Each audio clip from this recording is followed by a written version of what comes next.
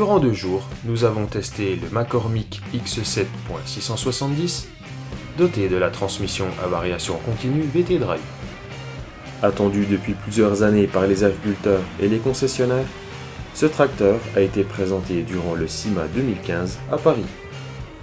Afin de mieux apprécier ses capacités, nous l'avons utilisé au labour et au transport lors des déplacements pour nous rendre sur la parcelle. Le modèle de notre test nous est livré en version Pack Premium.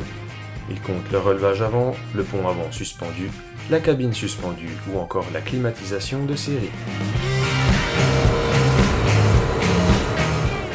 Proposé jusque-là en version ProDrive avec une transmission PowerShift, l'X7 VT Drive signe l'arrivée d'un nouvel écran à l'intérieur de la cabine, un terminal tactile de 12 pouces.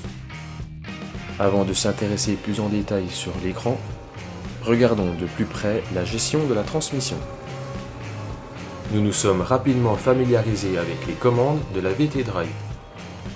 Pour faire avancer le tracteur, rien de plus simple. Il suffit de choisir le sens de marche avec l'inverseur au volant ou au joystick, puis d'appuyer la pédale ou de pousser le joystick et le tracteur avance. La transmission est en mode automatique par défaut.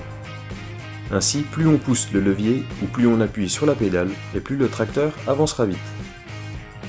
Le calculateur gère lui-même le régime en fonction du couple engendré sur la transmission. Le joystick bénéficie de 2 positions, une à faible impulsion pour la précision et une plus longue, en poussant le levier à fond pour atteindre rapidement une vitesse maximale. Pour approfondir les réglages de la transmission VT Drive, il faut se rendre dans le terminal tactile. La transmission offre 4 plages de travail, dont une spécifique pour la route, prédéfinie à 40 km/h, ainsi que 2 modes de conduite pour les travaux spécifiques, un mode manuel et un mode prise de force. Le nouvel écran du X7 se prénomme DSM pour Data Screen Manager. Il est intégré au bout de la coudoir multifonction du X7. Il fait partie de l'équipement de base sur la transmission à variation continue VT Drive. Il se gère uniquement du bout des doigts à l'image d'une tablette ou d'un smartphone.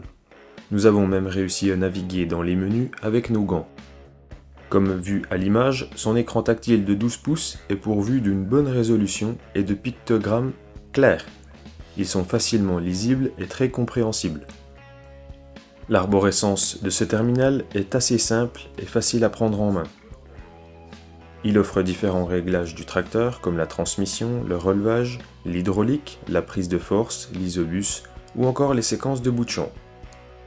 Notons également qu'il est compatible pour l'autoguidage. En quelques minutes, nous avions compris les bases des réglages de ce terminal. Petit bémol sur cet écran, les ajustements sont fastidieux. Il n'y a pas de molette ou de double flèche pour passer directement les dizaines par exemple dans le cas d'un réglage d'une vitesse. Le réglage se fait de 1 en 1 ou de 0,1 en 0,1 selon les unités. Côté transmission, le terminal apporte des informations intéressantes comme les 4 plages de vitesse répertoriées sur le cadran. D'autres réglages comme le superviseur de sous-régime ou encore l'agressivité de la transmission se font depuis le terminal. Côté caractéristiques, son bloc 6 cylindres FPT développe une puissance de 175 chevaux au régime nominal et 195 avec le boost. Ce bloc 6 cylindres répond encore à la norme Tier 4 intérim grâce à la solution SCR avec l'AdBlue, un dock et une vanegère interne.